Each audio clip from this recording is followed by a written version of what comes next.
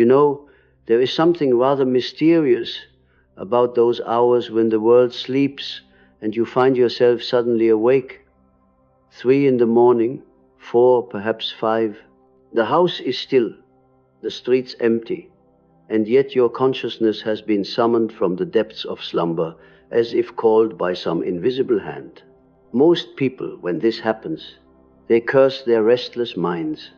They toss and turn, fighting against this unwelcome awakening, desperate to return to the oblivion of sleep. They see it as a disruption, an inconvenience, a sign that something is wrong with their bodies or their lives. But what if I told you that this nocturnal stirring is not a curse at all, but rather an invitation? What if these quiet hours, when the world has shed its daytime masks and pretenses, offer us something far more valuable than the sleep we think we need?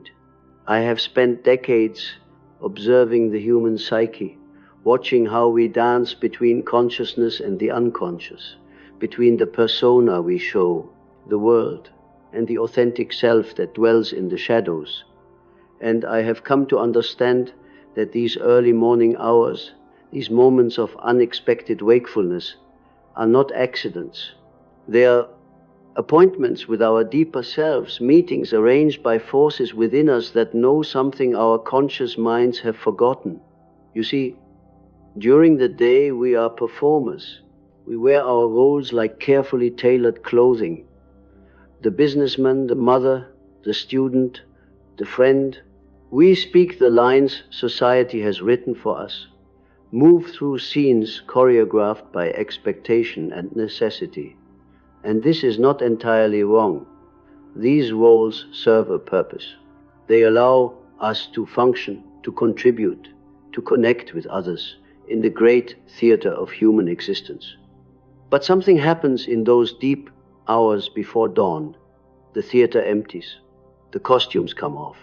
The scripts are set aside, and in that naked silence, something else begins to stir. Something that has been waiting patiently beneath all our busyness and noise.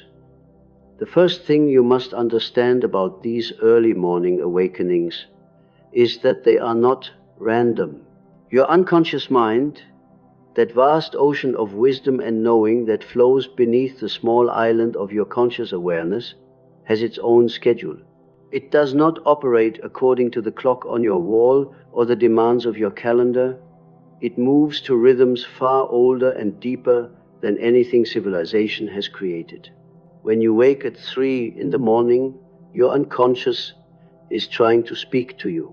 It has chosen this hour precisely because the world is quiet, because the constant chatter of daily life has finally ceased, because in this stillness you might actually hear what it has been trying to tell you all along. But here is the tragedy I have witnessed again and again. When this sacred moment arrives, when the unconscious extends its hand in invitation, what do? We reach for our books, our pills, our distractions. We fight against the very gift that is being offered to us. We treat this awakening as a problem to be solved rather than a mystery to be entered. I want to share with you 5 things, 5 simple yet profound practices that can transform these early morning hours from a source of frustration into a wellspring of insight and renewal. These are not techniques I have read in books or borrowed from others. They are understandings that have emerged from my own encounters with the depths, from years of learning to listen when the unconscious speaks. The first thing you must do when you find yourself awake in these sacred hours is perhaps the most difficult for our modern minds to accept. You must do nothing at all. Nothing, that is, except be present to what is already happening within you. We live in an age that has forgotten the value of simply being. Everything must be productive, purposeful, moving towards some goal. But the unconscious does not operate according to these principles. It unfolds like a flower opening to the morning sun, slowly, naturally, in its own time. When you wake at 3 in the morning and immediately begin planning your day or reviewing your problems, you are like a gardener who rushes into his garden with shears, cutting down the very blooms he has been waiting to see. Instead, lie still. Let your body remain relaxed while your mind begins to surface from sleep. Notice what thoughts arise without trying to direct them. Observe what emotions present themselves without immediately judging them as good or bad. This is not laziness. This is one of the most important things you can do as a human being. You are creating space for the unconscious to speak, room for the deeper aspects of your being to make themselves known. I have discovered that in these moments of quiet presence, insights often emerge that no amount of conscious effort could produce. Solutions to problems that have plagued you for weeks suddenly become clear. Understanding about relationships, about your work, about the direction of your life arrives not through thinking, but through a kind of inner knowing that bubbles up from depths you did not even know existed. But you must be patient. The unconscious does not speak in the language of the everyday mind. It communicates through images, through feelings, through subtle knowings that cannot be grasped by force. If you try to hurry this process, if you demand immediate answers or clear messages, you will frighten it back into silence. The second thing you must learn to do is to breath intention. Not the automatic breathing that keeps you alive without your conscious participation, but breathing that becomes a bridge between your conscious and unconscious minds. When you find yourself awake in these early hours, begin to notice your breath. Feel how it moves in and out of your body naturally, without effort or control. Then, very gently, begin to deepen it, not forcing, not straining, but simply allowing each breath to become fuller, more complete. As you do this, something remarkable begins to happen. Your nervous system, which may have been agitated by the sudden awakening, begins to settle. Your mind, which may have been racing with thoughts and concerns, begins to slow. And in this settling, this slowing, space opens up for other kinds of awareness to emerge. I have found that conscious breathing in these quiet hours often brings me into contact with what I can only describe as the breath of the world itself. It is as if my individual breathing connects me to something much larger, to the great breathing of existence that moves through all living things. In these moments, the boundaries between self and world become permeable, and I remember that I am not separate from the great mystery that surrounds and sustains all life. This is not mere poetry or mystical speculation. This is direct experience available to anyone willing to pay attention. Your breath, when approached with reverence and awareness, becomes a pathway into dimensions of being that your ordinary consciousness rarely touches. The third practice is perhaps the most challenging for our culture, which has trained us to fear darkness and silence above all things. When you wake in these early hours, you must resist the immediate impulse to turn on lights, to fill the silence with noise, to immediately reconnect with the bright, busy world of daytime consciousness. Instead, remain in the darkness. Let your eyes adjust slowly to whatever natural light filters through your windows. Allow the silence to surround you like a gentle embrace. In our electrically illuminated world, we have forgotten that darkness is not the enemy of consciousness, but rather its natural partner. The darkness outside mirrors the darkness within, the vast unconscious realm from which all creativity, all insight, all genuine renewal emerges. I have spent many early morning hours sitting in this natural darkness, and I can tell you that it teaches things that no amount of artificial light can reveal. In the darkness, the mind's usual categories begin to soften. The sharp distinctions between self and other, between inner and outer, between past and present, become more fluid. This is not confusion, but rather a return to a more primary way of experiencing reality. In this darkness, you begin to remember something your ancestors knew, but you have forgotten. You begin to remember that consciousness is not a bright, harsh light that banishes all mystery, but rather a gentle flame that dances with the shadows, illuminating some things while allowing others to remain beautifully hidden. The darkness holds memories, not just your personal memories, but the memories of your lineage, of your people, of humanity itself. In these quiet hours, when the artificial boundaries of daylight consciousness dissolve, you may find yourself in touch with knowledge you never learned, wisdom you never acquired through books or teachers. This is what I have come to understand as the collective unconscious speaking through you, reminding you that you are not just an isolated individual, but part of something immeasurably vast and ancient. But you must approach this darkness with respect, not fear. Fear contracts consciousness, makes it small and defensive. Respect opens it, allows it to expand and receive what the darkness wishes to offer.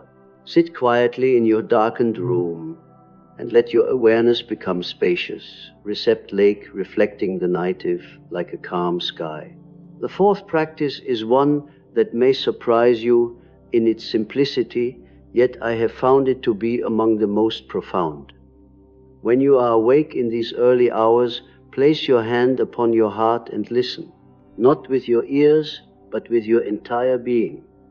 Listen to the steady rhythm that has accompanied you since before your first breath, that will be with you until your last. Your heartbeat in the silence of 3 in the morning is not merely a biological function, it is a drumbeat connecting you to the great rhythm of existence itself. It is the sound of your individual life participating in the universal pulse that moves through all living things. When you truly listen to your heart in these quiet hours, you begin to understand that you are not separate from life, but are life itself, temporarily organized into the form you call yourself. I have discovered that this simple practice of listening to the heart often brings with it a profound sense of gratitude. Not gratitude for anything in particular, but gratitude for the sheer fact of being alive, of participating in this extraordinary mystery of existence.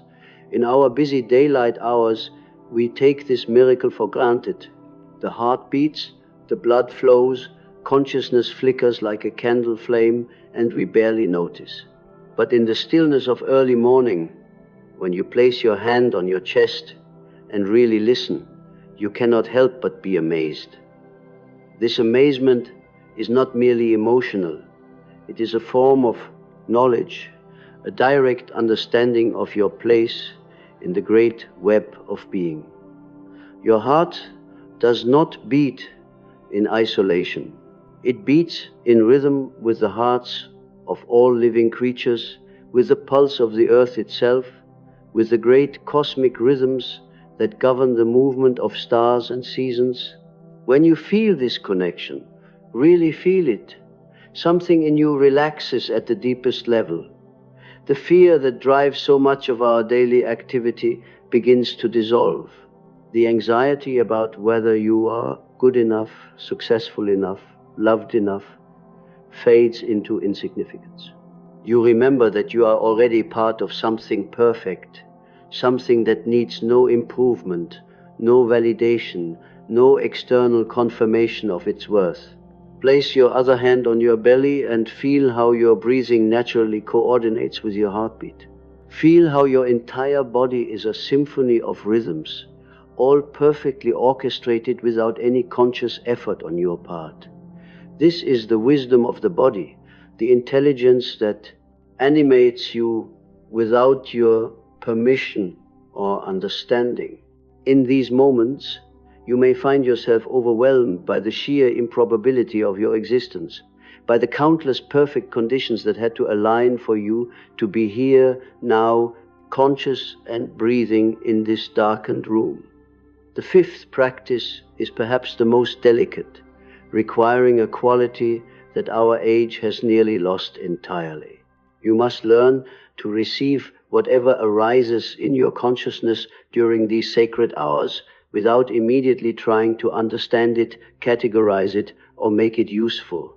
The unconscious speaks in a language older than words.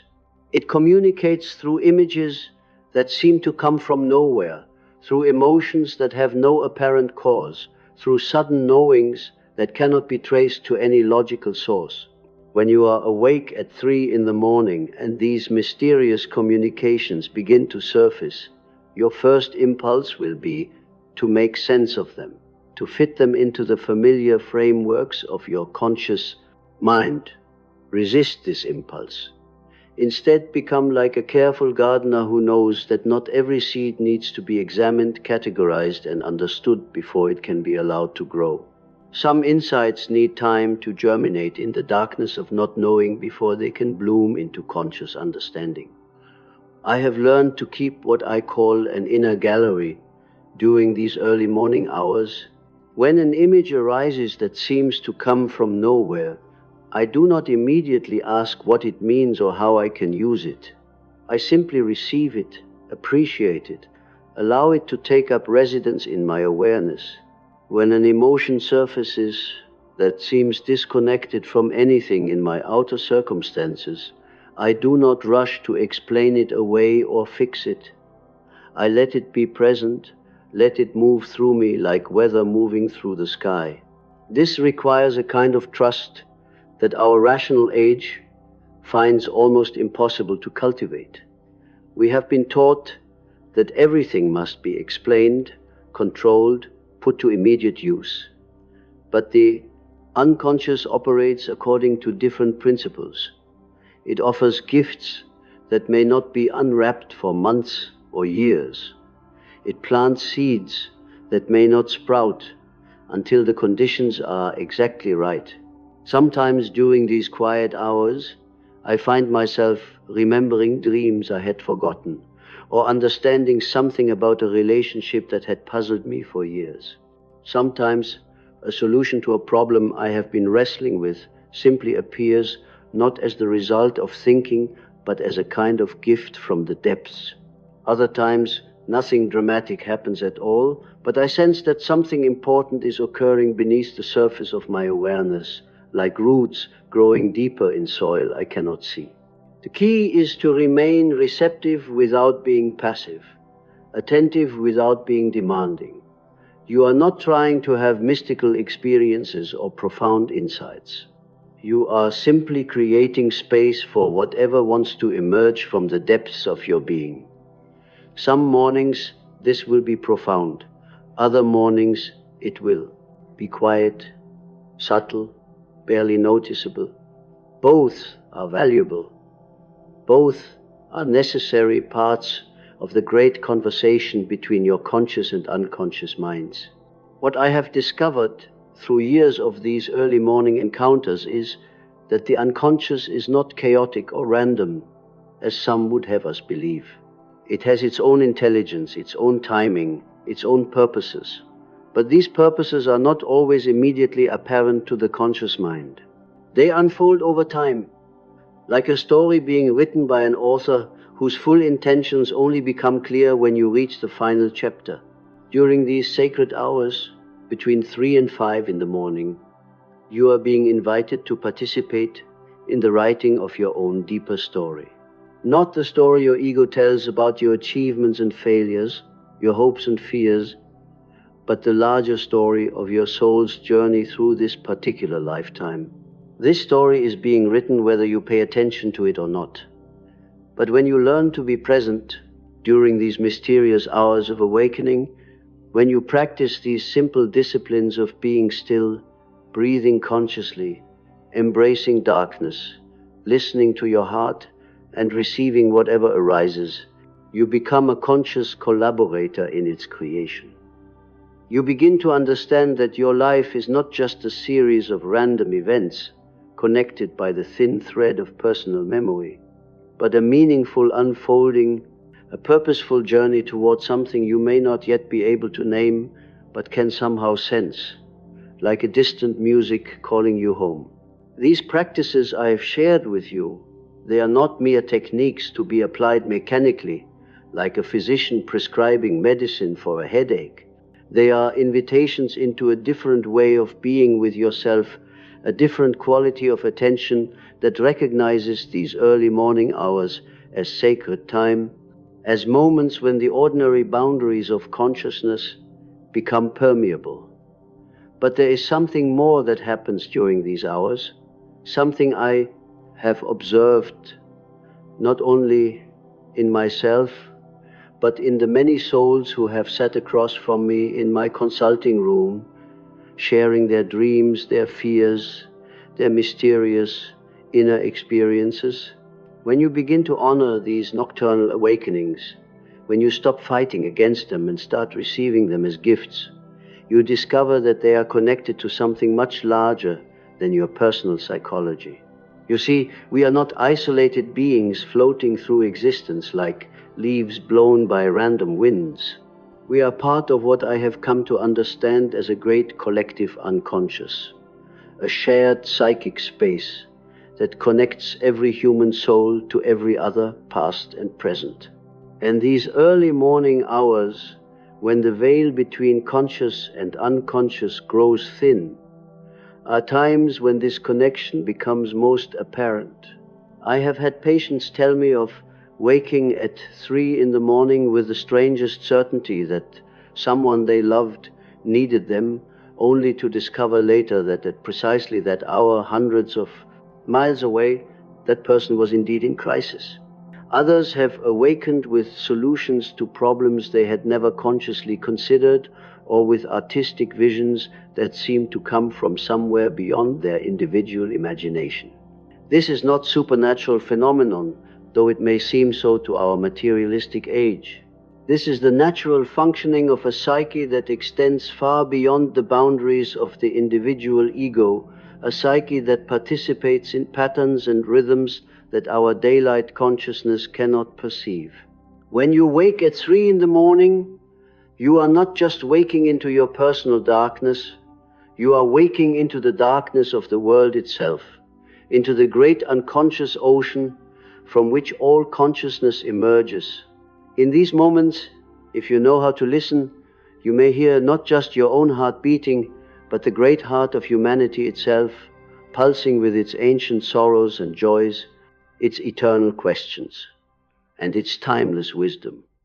I remember one particular morning, perhaps 20 years ago now, when I awoke not to the usual stirring of my own thoughts, but to what I can only describe as a presence, not understand, but something, the presence of another person, you more fundamental, more essential. It was as if the very ground of being had become aware of itself through my awakening consciousness. I lay there in the darkness of my room, feeling this presence, not as something external, but as the very essence of what I am, what we all are beneath our personal histories and individual personalities. It was profoundly peaceful and yet alive with an energy that seemed to encompass everything that had ever lived or would ever live. In that moment, I understood something that all my years of study and analysis had never quite conveyed. I understood that consciousness is not something we possess individually, like a private treasure locked away in the vault of the skull. Consciousness is something we participate in, something we share, like swimmers in an infinite ocean who occasionally surface and, for a moment, recognize that they are all swimming in the same vast water. This recognition changed everything about how I understood these early morning awakenings. They are not interruptions of sleep, but invitations into a deeper kind of awareness, moments when the artificial boundaries between self and world become transparent, when we remember our true nature as expressions of something immeasurably larger than our personal concerns. But here is what I want you to understand most clearly. This larger awareness, this connection to the collective depths of human experience, does not diminish your individuality. On the contrary, it makes your individual existence more meaningful, more purposeful, more alive with possibility. When you wake at 4 in the morning and feel that strange stirring in your chest, that sense of being called to something you cannot name, you are feeling the pull of your own deepest nature trying to emerge. You are sensing the movement of what I have called the self, that organizing principle within you that knows who you really are beneath all the roles and masks and adaptations you have accumulated over the years of living. The self does not speak in the language of the everyday mind. It communicates through symbols, through feelings, through synchronicities and meaningful coincidences that our rational culture dismisses as mere chance. But in these quiet hours before dawn, when the rational mind is still drowsy and the heart is more open, the self can make itself known in ways that daylight consciousness rarely allows. Sometimes this knowing comes as a sudden clarity about a relationship that has been troubling you, a recognition of patterns you have been repeating without awareness. Sometimes it arrives as an image or a memory that seems to contain layers of meaning you had never noticed before. Other times it manifests as a simple sense of rightness about a decision you have been avoiding, or as courage to take a step you have been too afraid to consider. I have learned to trust these quiet communications from the depths, even when they make no immediate sense to my conscious understanding. Over and over again, I have seen how insights that arose during these early morning hours proved to be exactly what was needed, sometimes months or years later, when circumstances had evolved enough for their wisdom to become apparent. But this trust, this capacity to receive guidance from sources beyond conscious knowledge, requires what our age finds most difficult to cultivate. It requires humility. It requires the recognition that the ego, for all its cleverness and capability, is not the final authority on what is true or meaningful or necessary in a human life. The ego is like the captain of a ship who has become so focused on reading charts and adjusting instruments that he has forgotten to look up at the stars by which his ancestors navigated. The stars are still there, still offering their ancient guidance, but the captain has lost the art of reading them. These early morning awakenings are invitations to remember that art, to lift your eyes from the immediate concerns and calculations of daily life and recognize the larger patterns that guide human existence. There are moments when the stars of the unconscious shine most brightly, when the navigation system of the soul becomes most accessible to conscious awareness. When you honor these hours, when you practice the simple disciplines of presence and receptivity I have described, you begin to develop what I can only call a different quality of intelligence.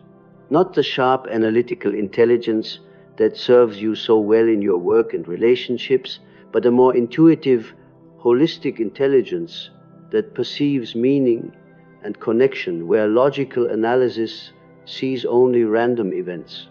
This intelligence does not replace rational thinking but complements it, provides it with a larger context, a deeper foundation. It is like the difference between examining a single thread under a microscope and stepping back to see the entire tapestry of which that thread is part. I've watched people develop this quality of awareness over months and years of honoring their early morning awakenings, and the changes are remarkable.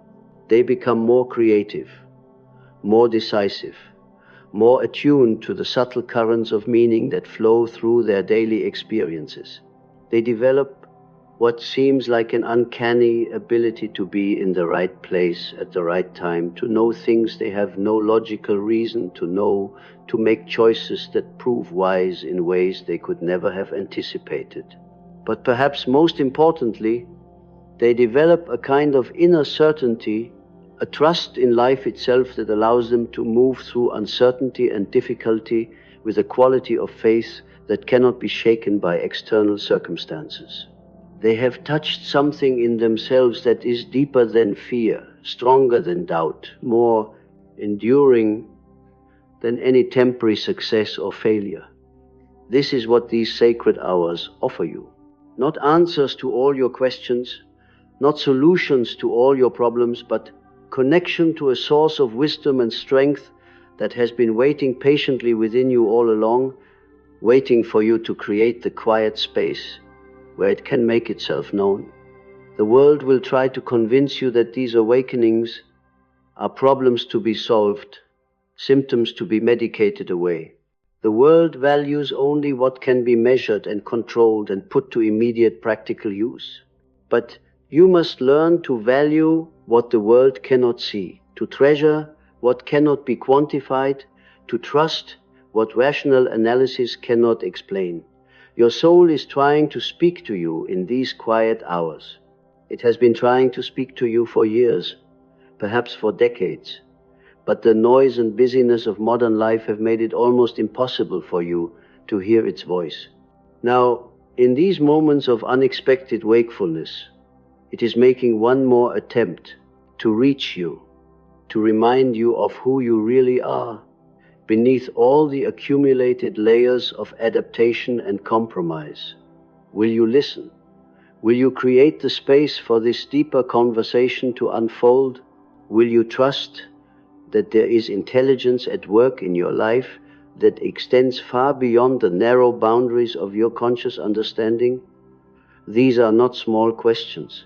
They are the questions that determine whether you live your life from the surface or from the depths, whether you remain a stranger to yourself or become an intimate friend of your own soul. The choice, as always, is yours, but the invitation has been extended. The early morning hours are calling to you, offering you a gift that can transform not just your sleep, but your entire relationship with the mystery of being alive. In the silence that follows this gift, in the space between your heartbeats, in the pause between one breath and the next, something is waiting, something that has been waiting for you since before you were born. Something that will continue waiting long after your body returns to the earth from which it came. It is waiting for you to remember who you really are. The darkness holds more than memories, you know. It holds possibilities that have never been born, dreams that are waiting to become real, aspects of yourself that have been sleeping in the depths like seeds in winter soil, patient and unmoving, but alive with potential. I have come to understand that these early morning hours are not just times of receiving what already exists within you. They are times of creation, of bringing into being something that has never existed before in quite this way. When you wake at 3:30 and feel that strange stirring, that sense of something wanting to emerge, you are feeling the creative force of the unconscious beginning to stir, like sap rising in a tree at the first hint of spring. But creation, true creation, requires something our age has forgotten how to give. It requires emptiness. Not the emptiness of depression or despair, but the fertile emptiness of possibility, the open space in which something new can take shape. When you fight against these nocturnal awakenings, when you fill them immediately with worry or planning or distraction, you are like a painter who covers his canvas with so many colors that no clear image can emerge. Instead, you must learn to hold space, to be empty in the way that a vessel is empty, not because it lacks value, but because it is prepared to receive. This is perhaps the most difficult practice for minds trained in constant activity, constant production, constant doing. To simply be available, to wait without agenda, to remain open without knowing what you are open to. I remember a patient who came to me years ago, a successful merchant who complained that he could no longer sleep through the night. Every morning at 4 o'clock he would find himself wide awake, his mind racing with concerns about his business, his family, his health. He had tried every remedy he could find, but nothing restored his peaceful sleep. When I asked him what he did during these wakeful hours, he looked at me as if I had asked him what he did when his house was on fire. "I try to go back to sleep, of course," he said. "I lie there and worry about being tired the next day, about all the work I have to do, about why this is happening to me." I suggested something that seemed to him quite mad. "What if," I said, "instead of fighting against these hours, you welcomed them? What if you rose from your bed, not in frustration but in curiosity, and asked these wakeful hours what they wanted to show you?" He stared at me in bewilderment. This was not the kind of practical advice he had expected from a doctor, but something in his eyes told me that his soul understood, even if his mind resisted. 3 months later he returned, and I hardly recognized him. The anxiety that had surrounded him like a cloud had lifted. His face had a quality of calm alertness I had not seen before. "You were right," he said simply. "The hours were trying to tell me something I had been too busy to hear." What had he discovered in those quiet pre-dawn times? Not what his conscious mind would have predicted. He had discovered that his relentless pursuit of success was slowly strangling something essential in him, something that needed space to breathe, room to unfold. He had discovered parts of himself he had abandoned in childhood, creative impulses he had dismissed as impractical, ways of seeing the world that had nothing to do with profit and loss. But more than this, he had discovered that his insomnia was not a symptom of something wrong, but a signal of something trying to be born. His psyche was demanding time and attention for the neglected aspects of his being, for the parts of himself that had been pushed aside in service of his ambitions. This is what I have observed again and again in those who learn to honor these mysterious awakenings. The unconscious does not call us from sleep without reason. It has work to do, integration to accomplish, parts of the personality that need to be brought into relationship with consciousness. During the day, we are so identified with our roles, our responsibilities, our social masks, that these deeper aspects of the self have no opportunity to surface. They wait patiently in the darkness, like actors in the wings of a theater, until the stage of consciousness becomes quiet enough for them to make their entrance. When you wake at 4 in the morning, you are being invited to meet parts of yourself you may not even know exist. The creative self that was buried under years of practical concerns. The wise old man or woman who has been watching your life unfold with patient understanding. The eternal child who remembers how to play, how to wonder, how to see magic in ordinary things.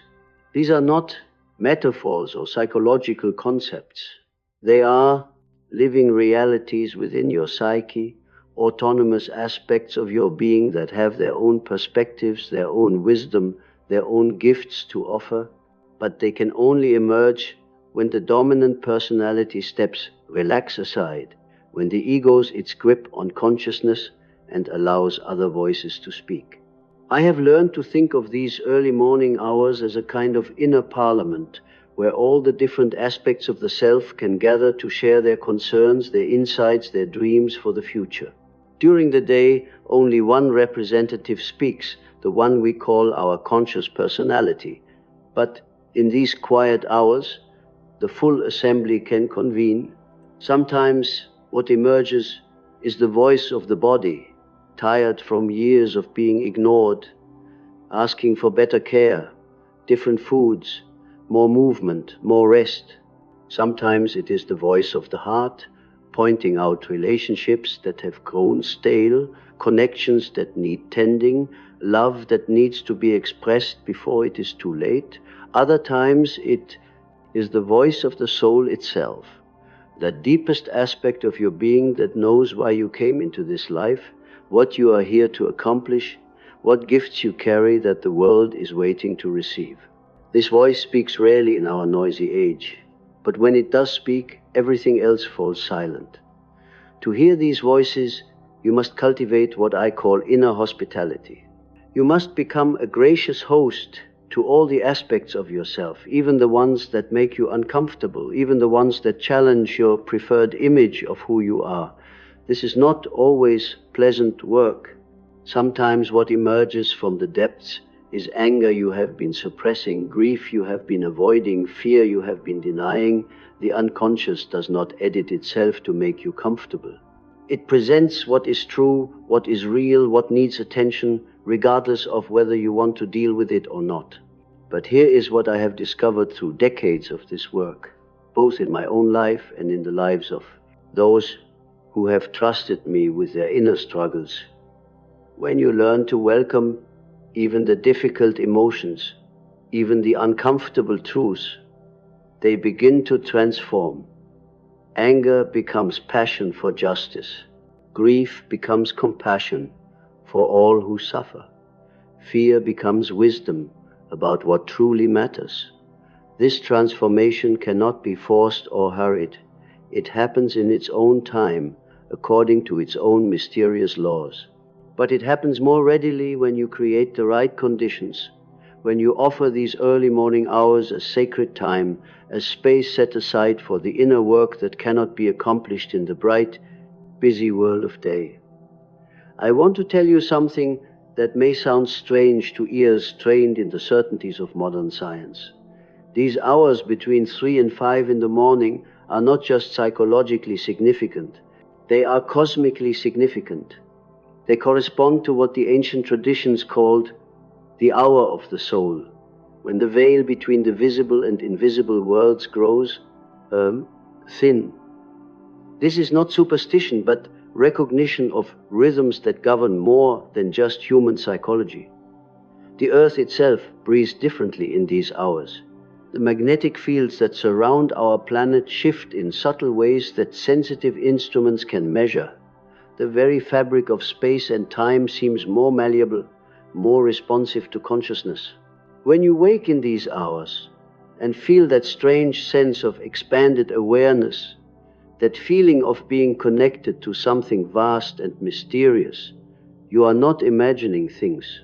You are experiencing your natural sensitivity to these cosmic rhythms, your innate capacity to participate in patterns of meaning that extend far beyond the boundaries of personal psychology. I have had patients who discovered during these early morning hours that they could sense the emotional state of family members hundreds of miles away, or who found themselves knowing things they had no logical way of knowing. Others have experienced what can only be called prophetic dreams, visions of future events that later proved accurate in startling detail. Our rational age dismisses such experiences as coincidence or wishful thinking, but I have observed them too often, in too many different people, under too many different circumstances, to explain them away so easily. There are dimensions of human consciousness that science has barely begun to explore, capacities that lie dormant in most of us, but which can awaken when the conditions are right. These early morning hours create such conditions. When the linear, logical mind relaxes its dominance, when the boundaries between conscious and unconscious become permeable, when you are suspended between the world of sleep and the world of waking, you enter a state that is naturally receptive to these subtler forms of knowing. But you must approach such experiences with the right attitude. If you wake at 3:30 hoping for mystical visions or prophetic revelations, you will likely be disappointed.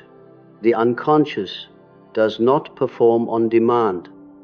It offers its gifts when and how it chooses, according to its own wisdom about what you are ready to receive.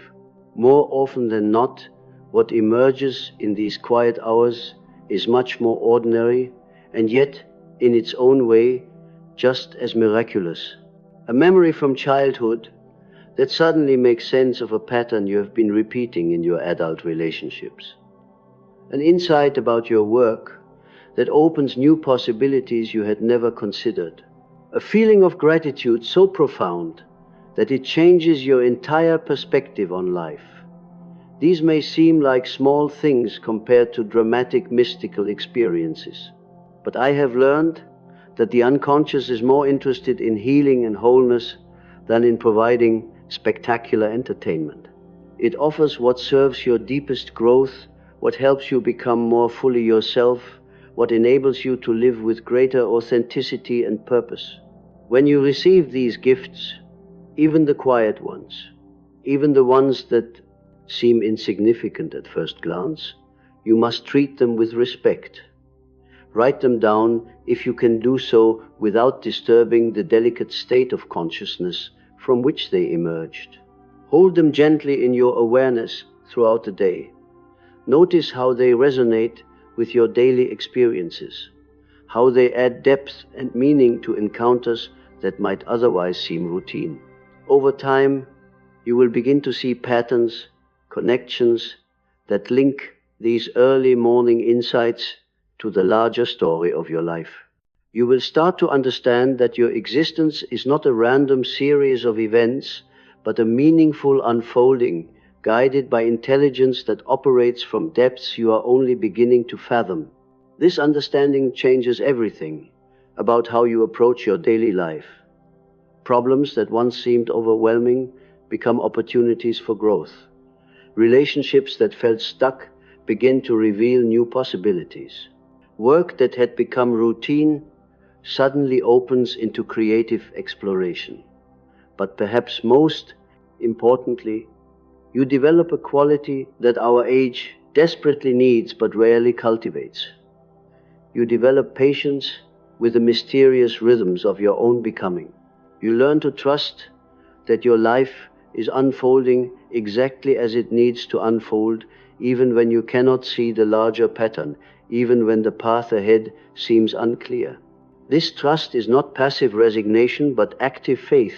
Faith in the intelligence that has brought you this far, that wakes you in the deep hours of night with gentle insistence, that speaks to you in the language of dreams and symbols and sudden knowing. When you honor these early morning hours, when you receive their gifts with gratitude and attention, you are participating in something much larger than personal growth or psychological healing. You are taking your place in the great conversation between consciousness and the unconscious that has been going on since human beings first learned to dream. This conversation is not just individual, but collective. Each person who learns to listen to the deeper currents of the psyche, who develops the capacity to receive wisdom from sources beyond rational analysis, contributes to the evolution of human consciousness itself. We are living in times that demand this evolution, times when the old certainties are crumbling, when the familiar structures of meaning are proving inadequate to the complexity of modern life. The challenges we face as a species cannot be solved by the same level of consciousness that created them.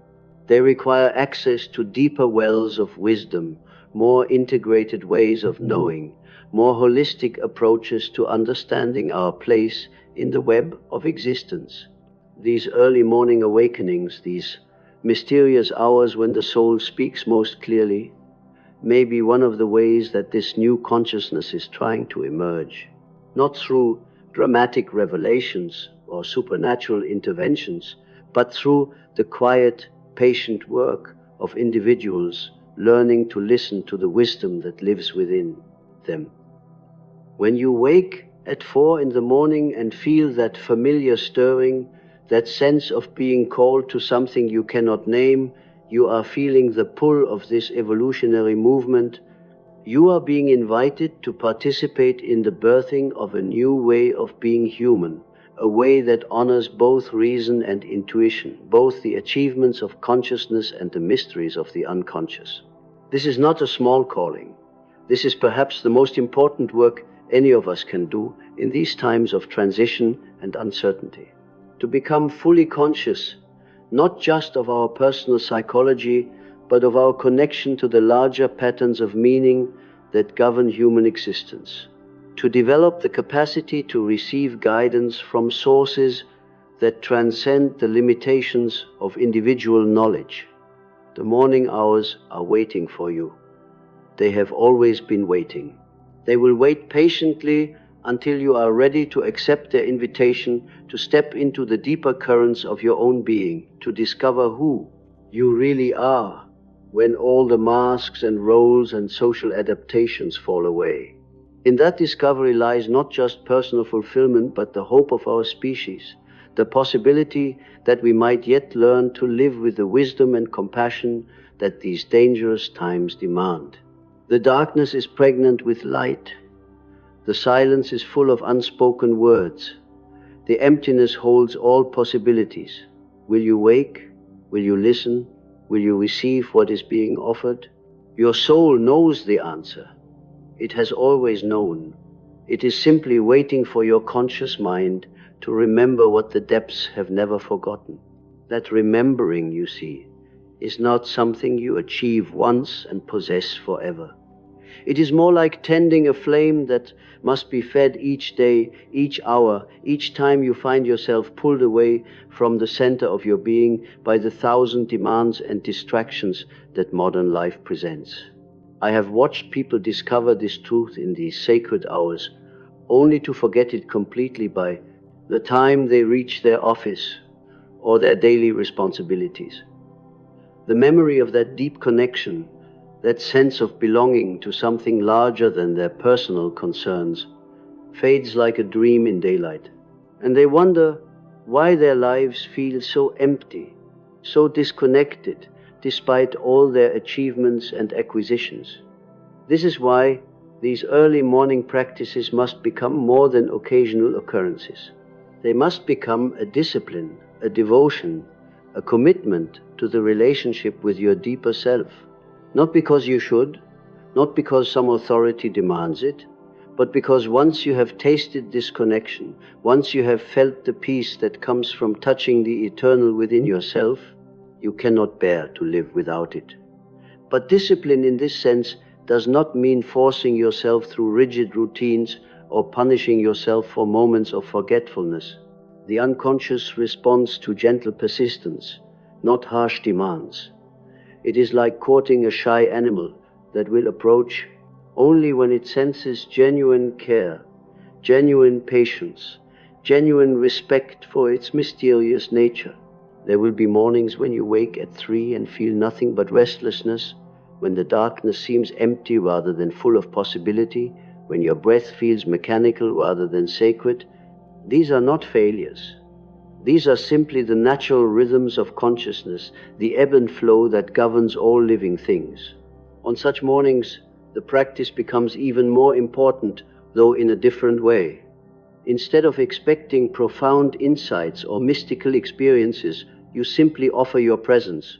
You lie there in the darkness and breathe, not because it produces immediate results, but because you are maintaining the relationship, keeping the channels open, demonstrating to your unconscious that you take seriously this conversation between the depths and the surface of your being. I have discovered something quite remarkable about this patient attendance to the night hours. Even when they seem empty of content, even when nothing dramatic or enlightening occurs, they are doing invisible work. They are gradually reshaping the landscape of your consciousness, creating new pathways between different levels of awareness, establishing patterns that will serve you in ways you cannot yet imagine.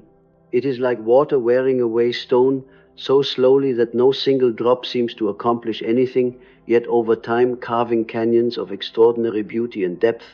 Your faithful attention to these hours, even the seemingly barren ones, is carving new channels in your psyche, through which wisdom can flow more readily, through which the deeper currents of your being can make themselves known. But there is something else I must tell you about these practices, something that may disturb those who approach them with purely personal motives. The more deeply you enter into relationship with your unconscious, the more clearly you begin to see not just your own darkness, but the darkness of the world around you. When you develop the capacity to perceive what lies beneath the surface of consciousness, you cannot help but notice the enormous amount of unconsciousness that governs human behavior. You see how people are driven by forces they do not understand, how they project their inner conflicts onto others, how they create suffering for themselves and those around them through sheer lack of awareness. This seeing can be overwhelming at first. You may find yourself feeling like a person with sight among the blind, frustrated by others' inability to see what seems so obvious to you. You may feel tempted to become a teacher, a healer, a guide for all those who stumble in darkness. But this is where the real work begins. For you discover that you cannot force consciousness on anyone else any more than you can force a flower to bloom before its time. Awareness develops according to its own laws, in its own season, in response to conditions that cannot be manufactured or manipulated. Your task is not to wake others up, but to remain awake yourself, to embody the consciousness you have developed so completely that it becomes a silent invitation rather than a desperate demand. This requires a quality that few possess and fewer still cultivate consciously. It requires what I can only call compassionate detachment, the capacity to see clearly without being consumed by what you see, to care deeply without taking responsibility for outcomes you cannot control. When you wake at 4 in the morning and feel the weight of the world's unconsciousness pressing against your awareness, when you sense the collective anxiety and confusion that surrounds us all like a fog, you must learn to hold this perception without being crushed by it. You must develop the strength to witness suffering without adding your own despair to it. This is perhaps the most difficult aspect of these nocturnal awakenings.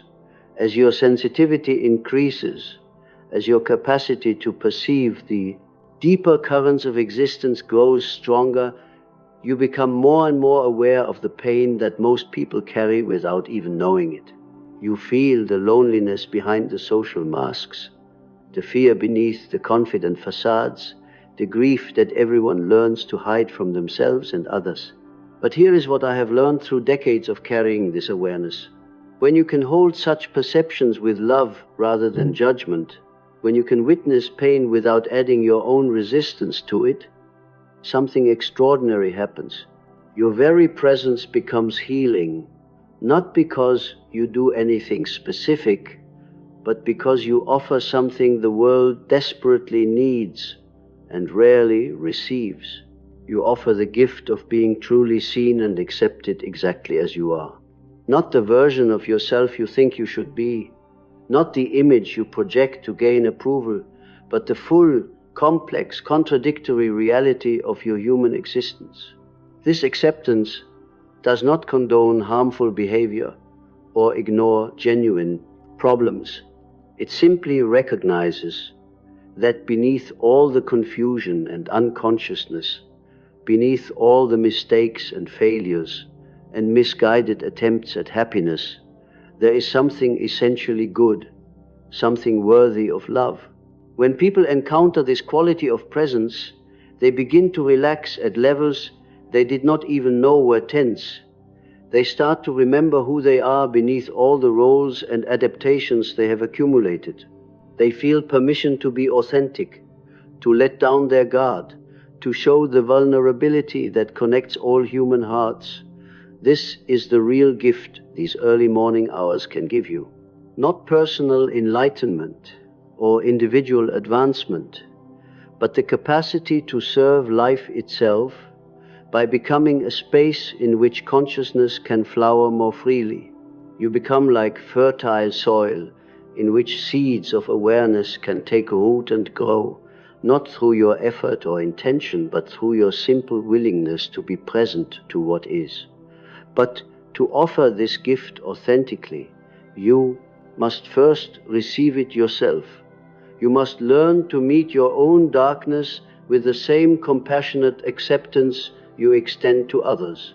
You must become intimate with your own fears, your own wounds, your own unconscious patterns, not to eliminate them, but to integrate them into a larger understanding of what it means to be human. This integration is the real work of these mysterious hours, not the dramatic moments of insight or revelation, important as they may be, but the slow, patient process of making peace with all the aspects of yourself you have been rejecting, denying, trying to fix or improve or transcend, the angry part of you that you have labeled as unspiritual, the frightened part that you have dismissed as weakness, the selfish part that you have tried to overcome through acts of service, the sad part that you have buried under layers of optimism and positive thinking. All of these aspects of your being have their own wisdom, their own necessary function in the economy of your soul. When you wake at 3:30 in the morning and one of these rejected aspects surfaces in your consciousness, your first impulse will be to push it away, to return to more pleasant thoughts or comfortable self-images.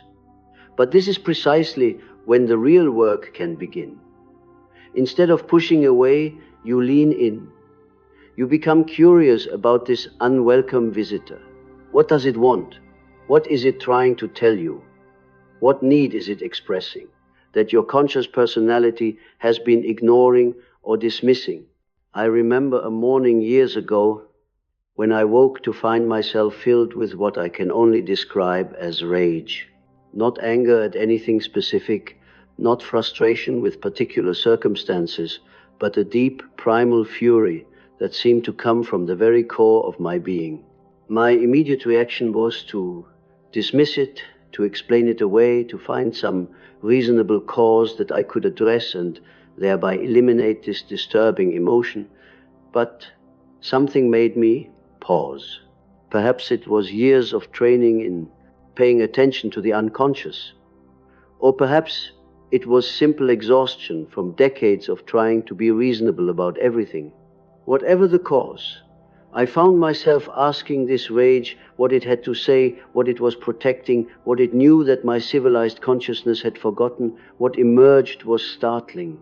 This fury was not pathological or destructive, as I had assumed. It was life force itself, creative energy that had been systematically suppressed by years of being too polite, too understanding, too willing to accommodate the demands and expectations of others. It was my own vitality protesting against the slow suffocation of conformity. As I sat with this recognition in the darkness of my room, I felt something shift deep within me.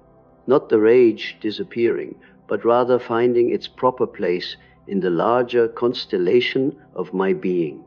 It became not an enemy to be conquered, but an ally to be honored, a source of strength I had been unknowingly depleting through excessive niceness and people-pleasing. This is what these early morning hours can teach you about the economy of the soul. Nothing is wasted, nothing is purely negative, nothing needs to be eliminated for you to become whole. Everything has its place, its function, its gift to offer when it is approached with the right attitude. The fear that wakes you at 4 in the morning may be protecting something precious that you have been too casual about risking. The sadness that surfaces in the quiet darkness may be grief for parts of yourself you abandoned long ago, parts that are ready now to be reclaimed and reintegrated.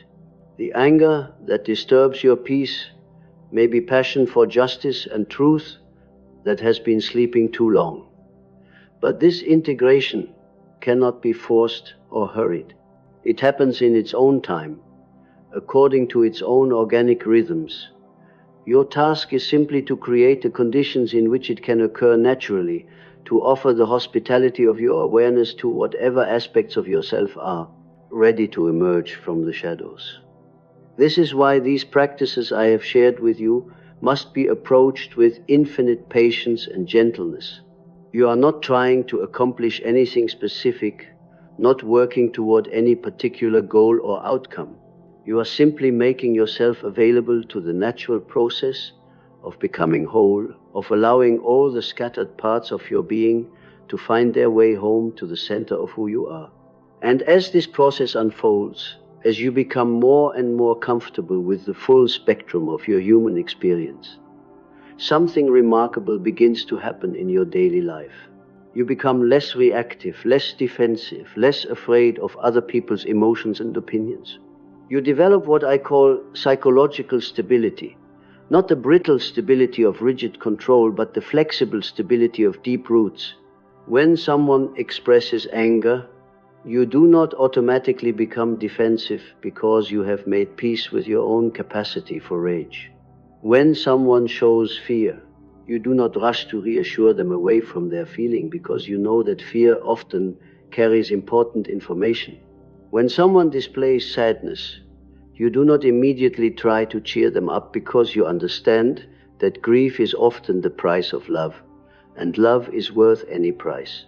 This capacity to remain present with the full range of human emotion, both in yourself and others, is perhaps the greatest gift these early morning hours can offer.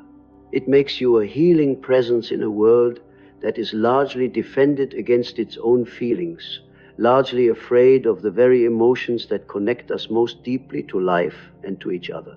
But I must tell you something about this gift that those who speak of spiritual development rarely mention. The more conscious you become, the more alone you may feel, at least initially. When you stop participating in the collective unconsciousness, when you refuse to join in the automatic reactions and unexamined assumptions that govern most social interaction, you may find yourself standing apart from groups and communities you once felt part of. This is not because you have become superior or enlightened, though the ego may try to interpret it that way. It is simply because consciousness and unconsciousness speak different languages, live in different worlds, operate according to different principles. When you have done the work of integrating your shadow, of making peace with your own contradictions, of developing a relationship with the deeper currents of your being, you may find it difficult to engage in the surface conversations and shallow entertainments that occupy so much of social life. This loneliness is real and must be acknowledged, but it is also temporary, a necessary passage rather than a permanent condition. As you continue to grow in awareness and acceptance, as you become more comfortable with your own complexity and more skilled at holding space for others' unconsciousness without judgment, you begin to attract others who are on similar journeys. Not necessarily people who share your specific practices or beliefs, but people who have also felt the call to something deeper, who have also been willing to face their own darkness and discover their own light. These connections, when they form, have a quality of authenticity and depth that makes all the earlier loneliness worthwhile. More importantly, you discover that true community is not found in shared unconsciousness, but in shared consciousness, not in avoiding difficult truths together, but in being willing to face them together, not in maintaining comfortable illusions, but in supporting each other through the sometimes painful process of awakening. When you wake at 4 in the morning and feel that sense of being called to something larger than your personal concerns, you are feeling the pull of this deeper community, this invisible fellowship of souls who have committed themselves to the great work of becoming conscious. You are not alone in this work, though you may often feel alone. There are others scattered across time and space who are also learning to listen to the voice of the soul, also struggling to integrate the light and shadow of human existence, also offering their presence as a gift to a world that desperately needs conscious human beings.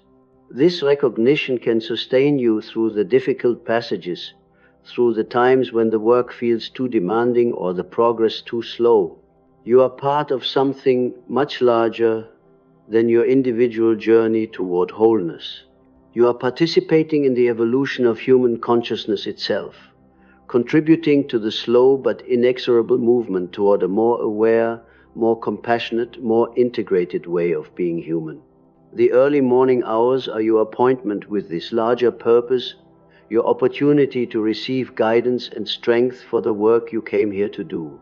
Not work in the ordinary sense of career or occupation, though it may express itself through these channels, but the deeper work of becoming fully human, fully conscious, fully alive to the mystery and beauty and terrible responsibility of existence. When you honor these hours, when you show up faithfully for these mysterious appointments with your own depths, you are saying yes to this larger calling. You are declaring your willingness to serve not just your personal happiness, but the welfare of life itself. This service does not require dramatic gestures or public recognition. Most of the time it is invisible, expressed through the quality of your presence, the depth of your listening, the authenticity of your being. But it is no less important for being hidden. In a world that is largely unconscious, largely defended against its own truth, largely afraid of genuine intimacy with itself and others, every person who develops real consciousness becomes a beacon, a possibility, a reminder that there is another way to live. So there you have it. 5 simple practices that can transform your relationship with these sacred hours. Be still and present. Breathe with intention. Embrace the darkness. Listen to your heart. Receive what comes without demand. When you wake tomorrow at 3 or 4 in the morning, remember that you are not being disturbed. You are being invited home to yourself.